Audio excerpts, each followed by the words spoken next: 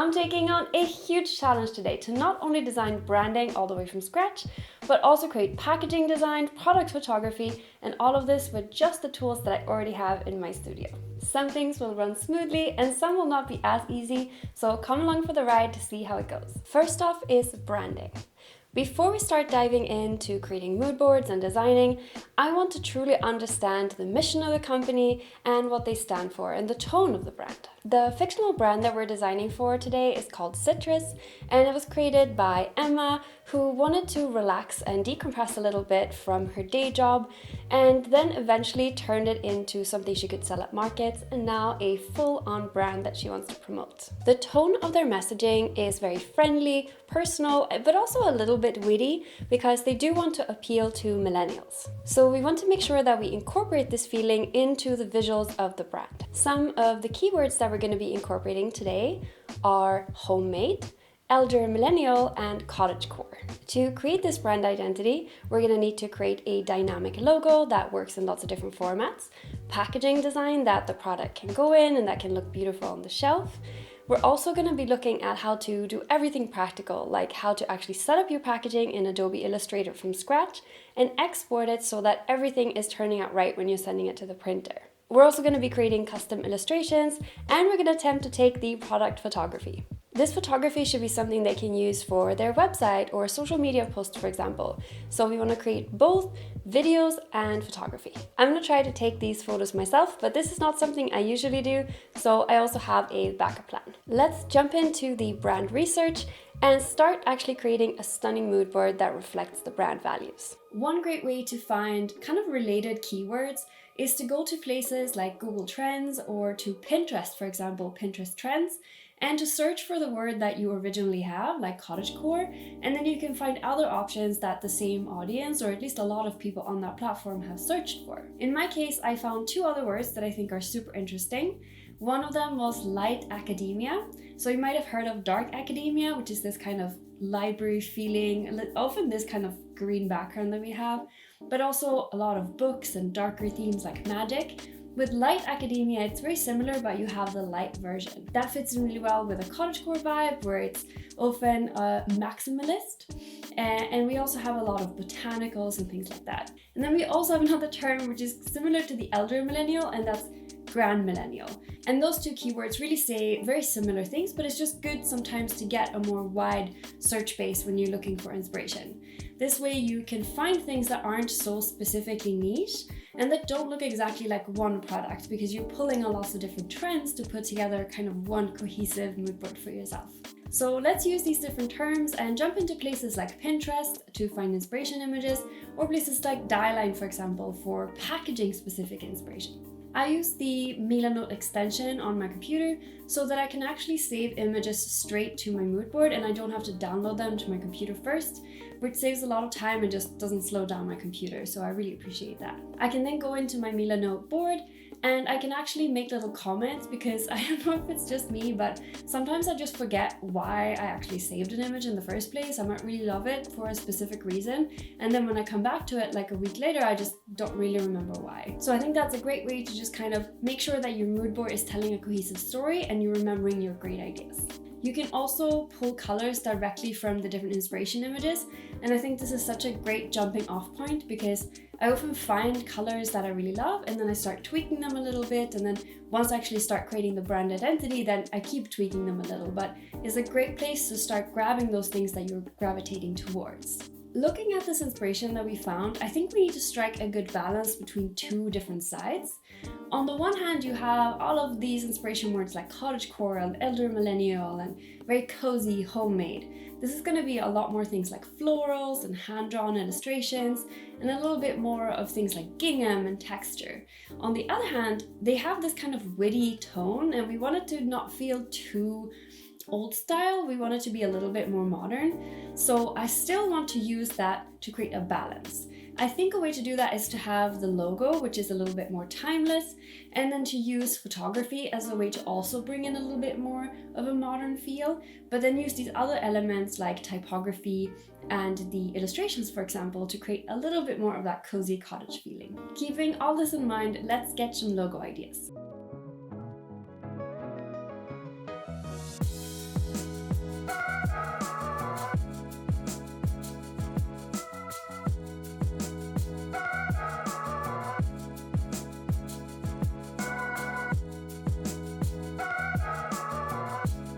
I always like to start by just loosely coming up with as many ideas as I can. So in this case, because it's called Sitrus, there are very obvious answers around the letter S, for example. We have lemons, we have the kind of little splash going on. So I've explored lots of those different options, but many times you kind of have to push through because all of those original ideas that you're gonna have, they usually come after you've gone through these very obvious ones. The idea that I ended up liking the most was to have a lemon flower because it's really simple. It's got these really pretty petals. It's a very organic shape, but it's also a very geometric shape.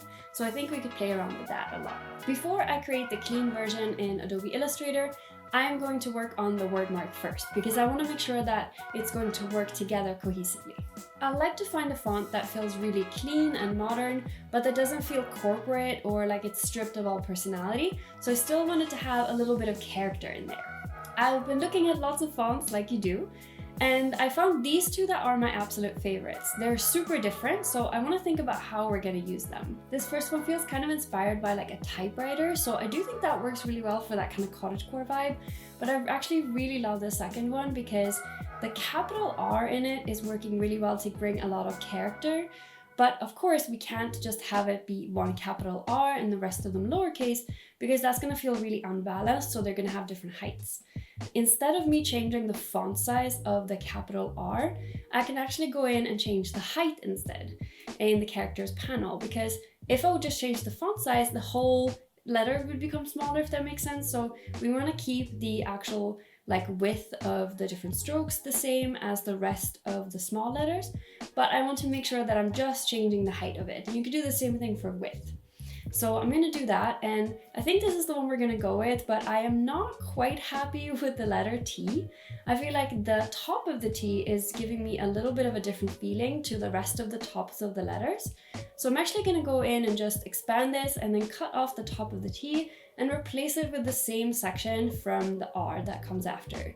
So this way that they're actually matching really well. I also like to just play around and see if I'm going to take it further by, for example, creating a little connection between different letters. But in this case, I think we just want to keep it really simple and really clean. I do still really like this kind of typewriter face, and I think that the one that we have for the logo is going to be very overwhelming and a bit too much, maybe a little bit too Gen Z if we would have it for actual titles. So I think what I'm going to do is I'm going to keep the typewriter one for titles and for the main text.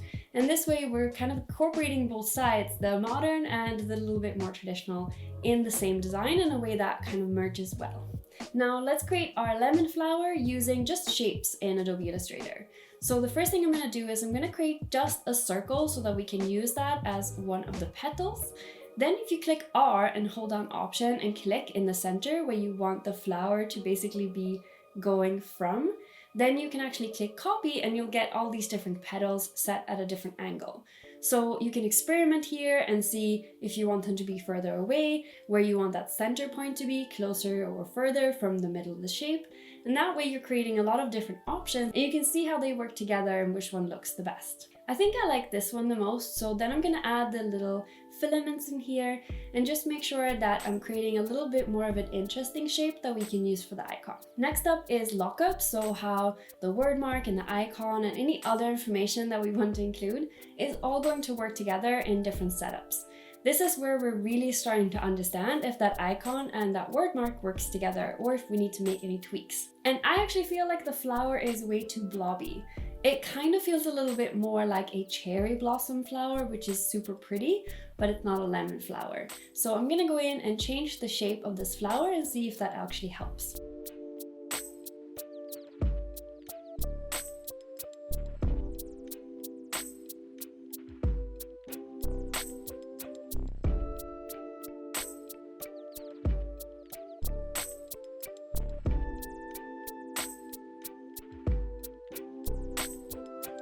Okay, I think that looks way better. So we're gonna keep this one, and that's just the case when you're working with design. Sometimes you have to go back and forth and see how it all works together and tweak your design. So don't be too married to one idea. This is also why I don't really like to create just the logo, but rather do the full brand identity at once, because otherwise you might end up with a logo that you later down the road realize is super difficult to implement with different colors or in different sizes or whatever the implications are for the logo. Now we're going to move on to colors, and I really like the kind of colors that we picked out in the mood board, but I want to tweak them a little bit.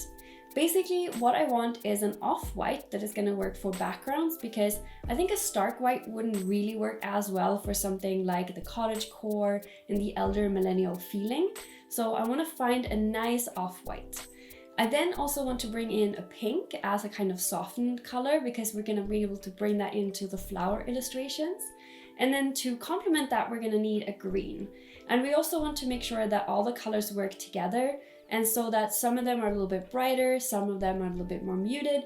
Otherwise, it can become very competing with each other. And then obviously we're going to want a yellow to work with that lemon flavor and the citrus kind of connotation in the brand. Once I have the colors that I think I'm going to use, I start playing around with the combinations and how it works with the logo itself, because sometimes we have certain combinations that work and certain combinations that we don't like. And that's something we're going to be putting into our brand guide later on to really specify this to the client so that they always know this one's great, this one doesn't work so well. Can use tools that look at visibility and inclusion to make sure that they're going to work and be visible with the contrast ratio. Now that we have our colors and the branding, let's move on to the main event, which is the packaging design. The very first thing we want to do when we design any packaging is to answer two questions. The practical side of what the packaging will actually look like, what the dimensions are, and then the second portion of which information needs to be prioritized. So when we're thinking about packaging and someone picking it up from the shelf, we always want to think about what is most important to this person. Are they going to care most about certifications or the ingredients, the flavors, the brand maybe? So have a think about what the key information is. One way to find this out is to look at both brands that are competing with you on the shelf, and that could be a virtual shelf like in a store, like a website, but it could also be in a physical shop. So you could also go and look in, let's say, the food aisle and see what other cookie brands look like. You can also look at other brands that target the same audience. Maybe they have very clear language. Maybe some of them have lots of information. Some of them have barely any information. And this is a great way to see how you can start prioritizing which information to put front and center. In terms of the practical side, meaning the actual dimensions of the packaging, most of the times your client probably has a printer in mind and a specific package in mind. This means that the printer, they often have actual templates that you can download directly from their website. This makes it so much easier because you can open it, let's say in InDesign or in Adobe Illustrator, and use that just to put your design on top. They usually also include instructions about how to actually export the packaging design when you're finished with it, and they have a really easy way to proof it. Sometimes though, especially if the packaging is very, very simple, let's say it's a wraparound around a bottle, it might just be a specific shape, like a rectangle, and then you have a little bit of an area at the end that's like a safe zone where it's going to be overlapping. So sometimes packaging is incredibly simple. Sometimes you have things like cutouts and overlapping areas and areas for glue. So it really depends on the product that you're designing for. If you need to create your own packaging template, so that's what we're going to do today, because I am actually just making up this product packaging based on a mockup that I found. So we're going to do that in Adobe Illustrator. Before I jumped into Illustrator, I just made a quick sketch so I knew what the different sides that I needed were and what the different kind of cutouts would have to be so that I knew I had enough space. Once I have these dimensions for each side, I set up an Adobe Illustrator document, and we're going to be adding one artboard for each side. So don't worry about the size of the artboard at this point. The important thing to pay attention to are the color settings. It should be set to CMYK since we're working with print. And the resolution. We want this to be set to 300 dpi because we want a really crisp result at the end. Now that we're in the document, go ahead and create one artboard for each side by clicking the little artboard icon and then specifying the exact dimensions up in the right-hand corner. This size of the artboard should be including both the packaging itself and any bleed or other areas that you need to include, like these little areas to be folded in, for example. If you get dimensions from a printer that says, for example, 10 by 15 centimeters plus 5 millimeter bleed, you're probably better off setting up that bleed right as you're creating the document. But in this case, we're gonna have all these little cutouts and things, so I'm just setting up the total size of the artboard for each side. So we're gonna have one for the sides that go on one side, bottom, and other side, and then front and back. I hope that makes sense, but I'll show you kind of my drawings here so you'll understand better. So here are the different artboards that we have. My next step is to always add in the information that I've received from the client, and it usually comes in a text document like this one. And there's rarely any hierarchy in the document, they just put everything that they want included. Our job as designers is now to think about the information that we have and the space that we have and how we can tell a story with things like badges, illustration, layout, fonts, anything that we can do to guide them through looking at the packaging and getting that key information that we want. For some products, you might also have a lot of compulsory information that you have to include. For example, if you're doing things like food products, in most countries you need to have both the ingredient list, where the ingredients are going from the highest amount to the lowest amount, and you also have to have nutritional information where anything that is an allergen is bolded.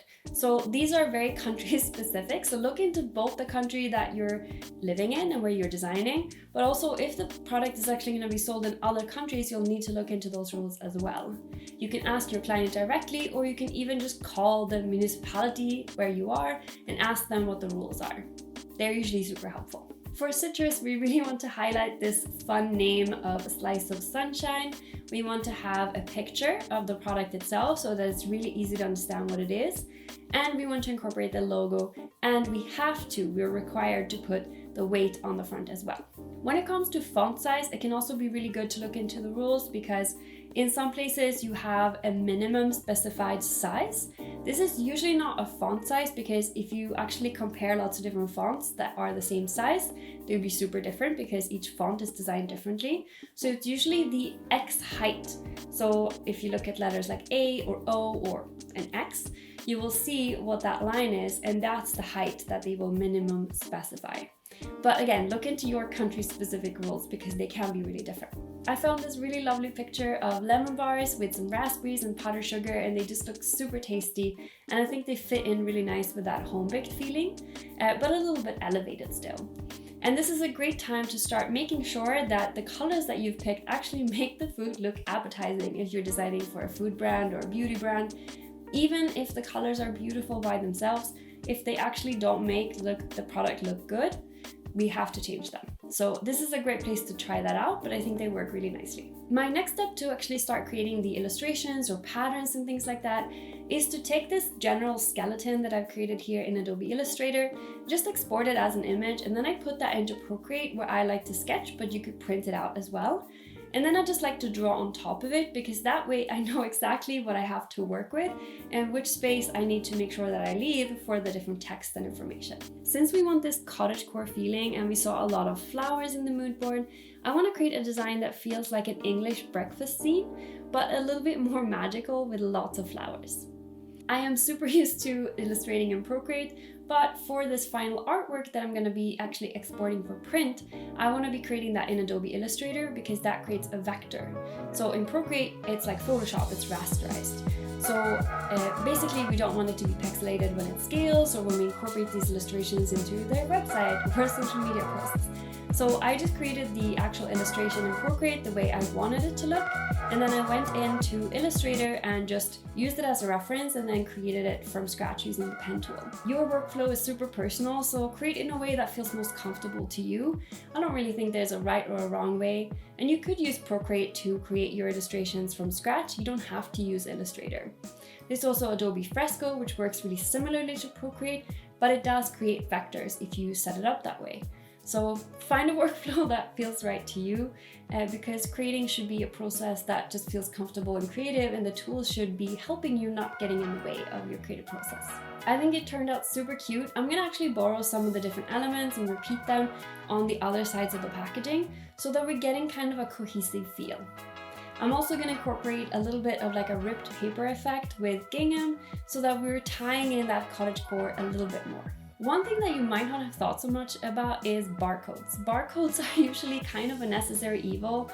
They're a little bit of an eyesore, but most places actually allow you to customize the look of the barcode.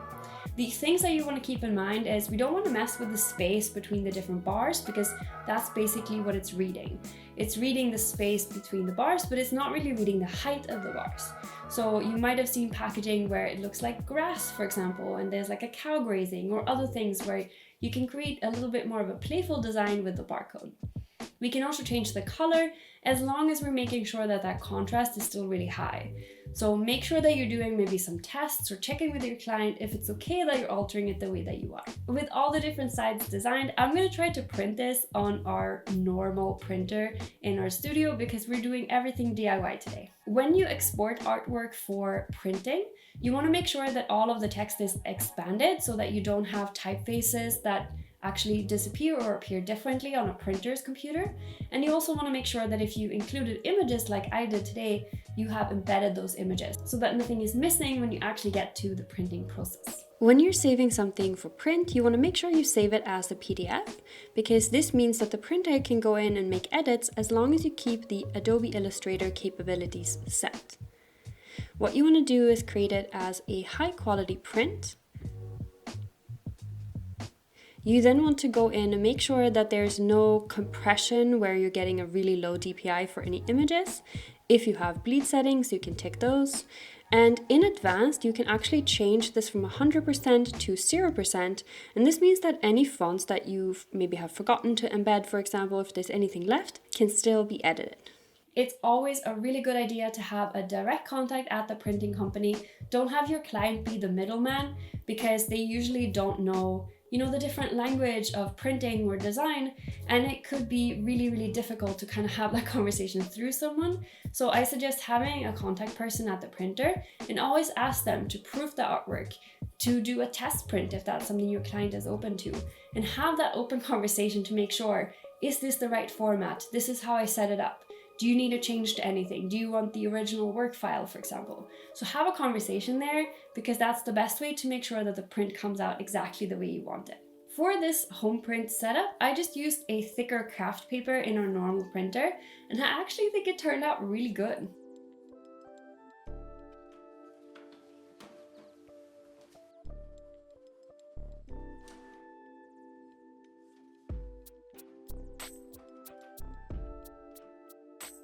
Everything is printed and I'm really excited about how it came out. To make my life a little bit easier, since I'm cutting these myself, I've just made these little indications of where I'm cutting and where I'm actually folding. So let's assemble the packaging and see how it comes together.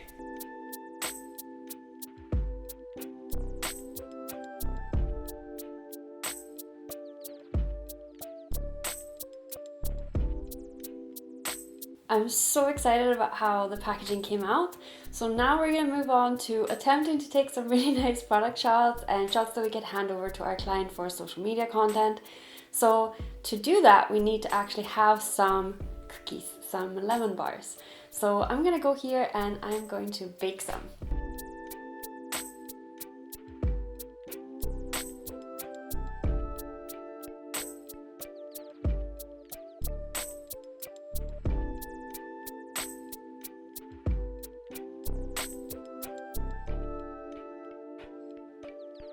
Which ones? These ones? Yeah. Now, I'm not saying this video was an excuse to bake, but also what isn't an excuse to bake.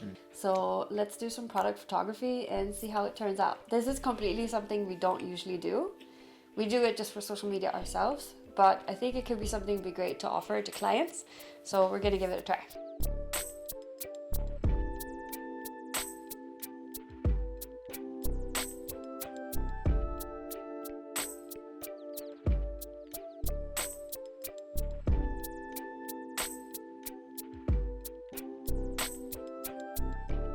When you're taking photos in general, it's always a good idea to go a little bit on the underexposed side rather than the overexposed side. When we have overexposure in our photos, it basically washes out the colors quite a lot. So you can always up the exposure a little bit in post, but pulling it down, you're gonna get very washed out photos. So that's what I like to do. I like to keep it a little bit darker when I'm shooting. I also suggest working as much as you can with natural light. We are right now based in Sweden. It's winter. We basically have no sunlight. So I made sure to shoot right by a window in the middle of the day, but we still had to use a softbox for this. To make sure I'm not getting a lot of harsh shadows, I'm going to put this softbox angled up, so that way we're not getting that light straight onto the product, but we're getting the light diffused a little bit more into the room, which is exactly what you want.